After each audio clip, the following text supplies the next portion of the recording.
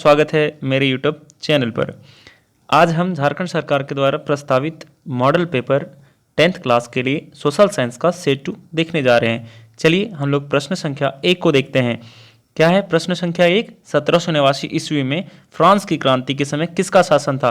तो 1789 ईस्वी में फ्रांस की क्रांति के समय लुई 16 का शासन था। तो 1 का क्या हो जाएगा? ग। क्वेश्चन नंबर 2 देखेंगे। द स्पिरिट ऑफ लॉ नामक पुस्तक का लेखक कौन था? तो द स्पिरिट ऑफ लॉ नामक पुस्तक जो है मॉन्टेस्क्यू के द्वारा लिखा गया था। तो 2 का क्या हो जाएगा? ख। प्रश्न संख्या 3 को देखेंगे। यह किसका कथन है? जब फ्रांस सीखता है तो बाकी यूरोप को सर्दी जुकाम हो जाता है। तो यह जो कथन है वो मैटरनिक के द्वारा कहा गया था। क्या कहा गया था? कि जब फ्रांस सीखता है तो बाकी यूरोप को सर्दी जुकाम हो जाता है। क्वेश्चन नंबर 4 देखेंगे। जर्मनी का एकीकरण कब पूरा हुआ? तो जर्मनी का एकीकरण जो है वो 1871 ईस्वी में पूरा हुआ। चलिए 5 नंबर प्रश्न को देखेंगे कि फ्रेडरिक शरियो कौन था? तो फ्रेडरिक शरियो एक फ्रांसीसी महान चित्रकार था जिनके द्वारा जो है एक चित्र की श्रृंखला बनाई गई थी जिसमें बहुत सारे देशों को उस श्रृंखला में एकत्रित हुए दिखाया गया था। तो 5 का क्या हो जाएगा? क। फ्रांसीसी चित्रकार। क्वेश्चन नंबर 6 को देखेंगे। गांधी जी दक्षिण अफ्रीका कब गए?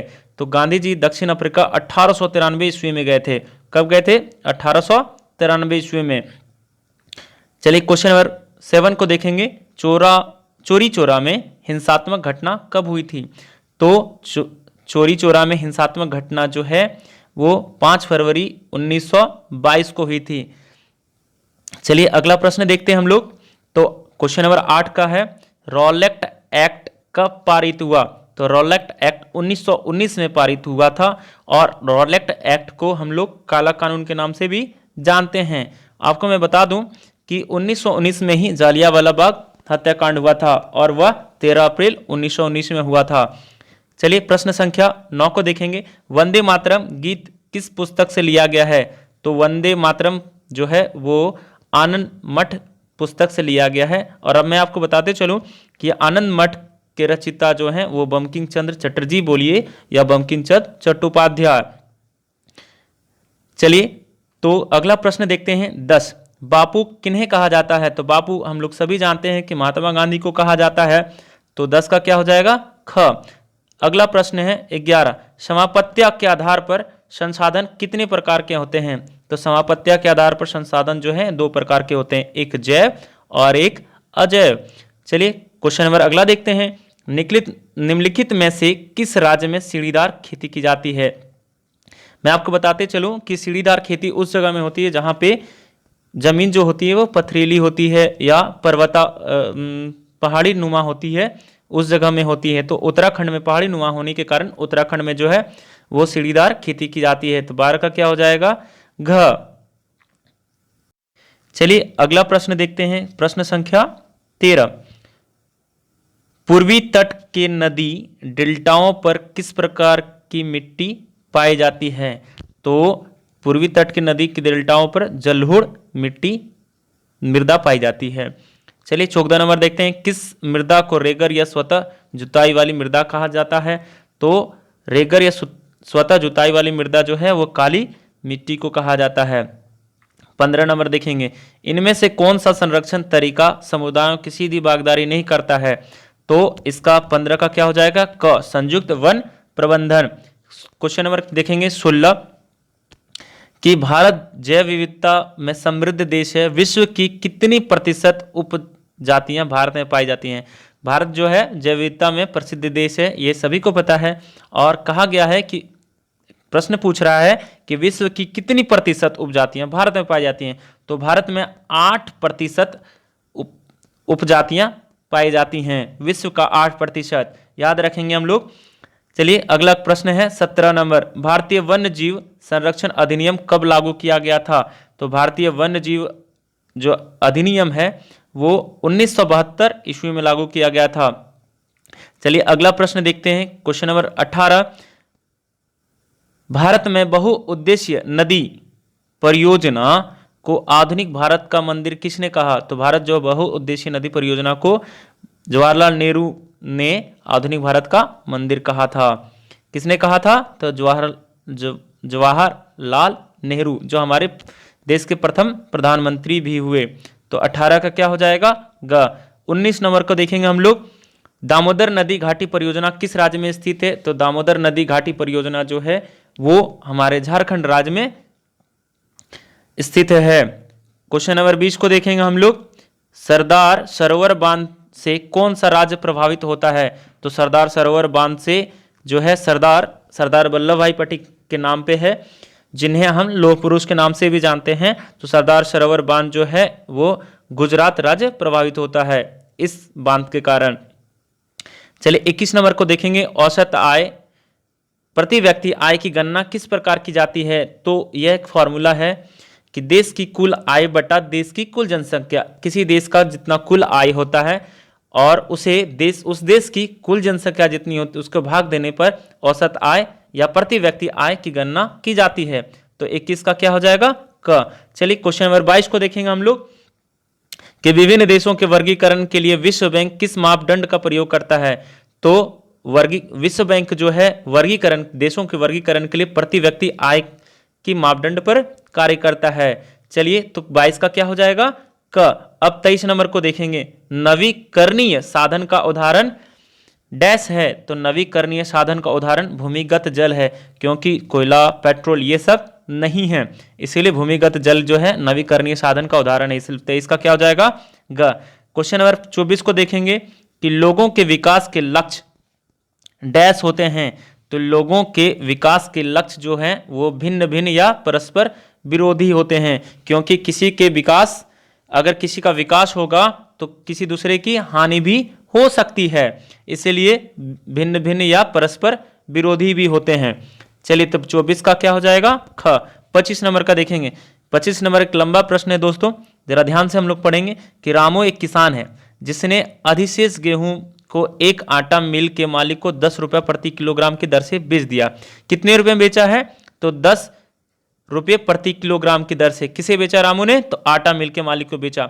मिल मालिक ने बिस्कुट कंपनी को आटा 15 रुपये प्रति किलोग्राम की दर से बेच दिया। अब देखिए, जिस रामू ने आटा मिल मालिक को 10 रुपये में बेचा था, उसी आटा मिल मालिक ने बिस्कुट कंपनी को कितने में बेचा? 15 रुपये में बेचा है। अब बिस्कुट कंपनी ने आटे के साथ चीनी एवं तेल जैसी चीजों का उपयोग कर बिस्कुट के 4 पैकेट बनाए। कितने? 4 पैकेट बनाई और बाजार में उपभोक्ताओं को 80 रुपये में यानी 20 रुपये प्रति पैकेट की दर से बिस्कुट बेच दिया। तो ध्यान देंगे इस प्रश्न में कि रामू के द्वारा बेचा गया रुपया और आटा मिल मालिक के द्वारा बेचा गया जिस राशि में बेचा गया और जिस कंपनी ने बनाई उसके द्वारा भी जो लाभ था वो सारी की सारी बिस्कुट में ही जुड़ी हुई थी। तो प्रश्न है, सकल घरेलू उत्पाद की गणना में उपयुक्त में से किस वस्तु के मूल्य को लिया जाएगा? तो देखिए, गेहूं को ले नहीं सकते हम लोग, आटा को नहीं ले सकते, चीनी एवं तेल को भी नहीं ले सकते, तो बिस्कुट है। बिस्कुट में सारे जो लाभ है और रामू का भी और कंपनी का भी और आटा मिल मालिक का, तीनों का जुड़ा हुआ बिस्कुट में ही है, इसलिए 25 का क्या हो जाएगा? घ। 26 नंबर को देखेंगे, विनिर्माण की क्रिया किस क्षेत्रक में का भाग है? विनिर्माण की क्रिया किस क्षेत्रक का भाग है? तो 26 का क्या हो जाएगा? ग। द्वितीयक भाग है। चलिए 27 देखेंगे, ये भी एक लंबा प्रश्न है कि अनीता एक साड़ी की दुकान में काम करती है जहां स्वैतनिक अवकाश का कोई प्रावधान नहीं है, जबकि सीता एक सरकारी अस्पताल में नर्स है जहां उसे वर्ष में कुछ दिन स्वैतनिक अवकाश मिलता है। इन दोनों में से किसका कार्य क्षेत्र संगठित और किसका असंगठित है? तो देखेंगे इसका 27 का क्या हो जाएगा? क। देखिए, अनीता असंगठित है क्योंकि अनीता एक साड़ी दुकान में काम करती है जो कि प्राइवेट है, और सीता जहां काम करती है वो क्या है? सरकारी है यानी गवर्नमेंट है। तो ये क्या है? संगठित है, जहां उसे अवकाश मिलते हैं, सब चीजों की सुविधाएं मिलती हैं। तो 27 का क्या हो जाएगा? क। 28 का देखेंगे कि अंतिम वस्तुओं के मूल्य में मध्यवर्ती वस्तुओं का मूल्य डैश होता है। तो अंतिम वस्तुओं के मूल्य और मध्यवर्ती वस्तुओं का मूल्य जो है पहले से ही शामिल होता है। हम लोग बिस्कुट वाले में देख चुके हैं कि बिस्कुट में सारी जो आटा, रामू का, आटा मिल का और कंपनी का, तीनों का जुड़ा हुआ था। तो 28 का क्या हो जाएगा? क। चलिए 29 का देखते हैं। 29 में राष्ट्रीय ग्रामीण रोजगार गारंटी अधिनियम कब अस्तित्व में आया? तो राष्ट्रीय ग्रामीण रोजगार गारंटी अधिनियम जो है वो 2005 ईस्वी में आया, जिसके तहत में जो है रोजगार मिलना हमारा अधिकार है। अगला क्वेश्चन देखेंगे 30 नंबर, भंडारण को किस क्षेत्रक में शामिल किया गया है? तो आपको पता होना चाहिए कि भंडारण को तृतीयक क्षेत्रक में शामिल किया गया है। किस क्षेत्रक में? तो किस क्षेत्र में? तो तृतीयक क्षेत्र में शामिल किया गया है। 31 को देखेंगे हम लोग, संघीय शासन व्यवस्था के संबंध में निम्न में से कौन सा असत्य है? तो पहला देखेंगे हम लोग ऑप्शन क्या है, देश की एकता की सुरक्षा करना और उसे बढ़ावा देना। तो संघीय शासन की व्यवस्था कभी ये नहीं कहती कि देश की असुरक्षा को बढ़ावा देना, तो क तो नहीं हो सकता है। तो क्षेत्रीय विविधता का सम्मान करना, क्षेत्रीय विविधता के सम्मान भी करना सिखलाती है। ग नंबर में है विभिन्न स्तर की सरकारों के बीच का सत्ता का बंटवारा। जी हाँ, तो सत्ता का बंटवारा होता ही है। देखिए केंद्र सरकार, राज्य सरकार और ग्रामीण सरकार सबके बीच सत्ता का बंटवारा हुआ है। उसके बाद घ में दिया हुआ अदालतों को संविधान और विभिन्न स्तरों की सरकारों के अधिकार की व्याख्या का अधिकार ना होना, ये घ जो है इसका असत्य है। तो इसका 31 का क्या हो जाएगा? घ। अब प्रश्न संख्या 32 को देखेंगे, बेल्जियम में फ्रेंच भाषा बोलने वालों का प्रतिशत कितना है? तो 40%। बेल्जियम में फ्रेंच बोलने वालों का प्रतिशत कितना है? तो 40। तो 32 का क्या हो जाएगा? ग। चलिए अब प्रश्न संख्या 33 को देखेंगे, श्रीलंका में तमिल को कब राज्यभाषा घोषित किया गया? तो श्रीलंका में तमिल को 1960 में राज्यभाषा घोषित किया गया। प्रश्न संख्या 34 को देखेंगे, संविधान में कुल कितनी भाषाओं को अनुसूचित भाषाओं का दर्जा दिया गया? तो हमारे संविधान में 22 भाषाओं को अनुसूचित भाषाओं का दर्जा दिया गया है। तो 34 का क्या हो जाएगा? घ। चलिए अगला प्रश्न देखते हैं 35, निम्न में से कौन सुमेलित नहीं है? आप देखेंगे प्रश्न संख्या 35 को, उसका है कि कौन सा सुमेलित नहीं है। क ऑप्शन में भारतीय संघ राष्ट्रपति, ख में है राज्य उपराष्ट्रपति, ग है नगर निगम मेयर और घ है ग्राम पंचायत सरपंच या मुखिया।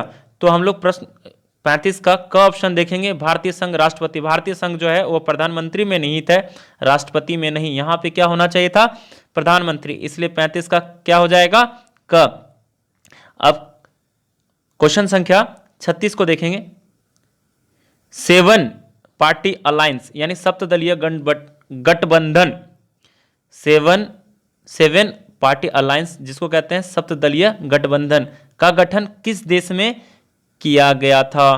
तो यह जो है नेपाल में किया गया था। 7 पार्टी अलायंस जो है वो नेपाल में किया गया था।